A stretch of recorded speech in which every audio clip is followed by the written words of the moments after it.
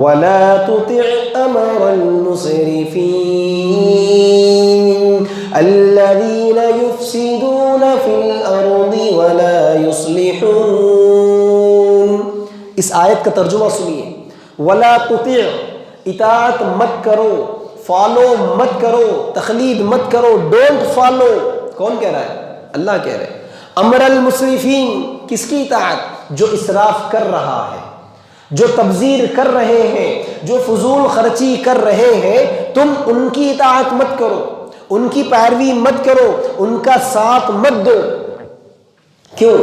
الذین یفسدون فی الارض ولا یصلحون، یہی وہ لوگ ہیں جو فساد پھیلا رہے ہیں سماج میں، جو کبھی اپنی اصلاح نہیں کرتے۔ بھائی اللہ کہہ رہا ہے کہ تم ان کی ساتھ مت دو، جو مالدار ہے، جو اپنی ناجائز آمدنی کو ناجائز راستوں میں خرچ کر رہے ہیں، آپ انہی کی دعوت میں جا کر بھائی مبارک ہو، ماشاءاللہ کیا انتظام کیا ہے آپ نے، اس کی تعریف کر کے آ رہے ہیں۔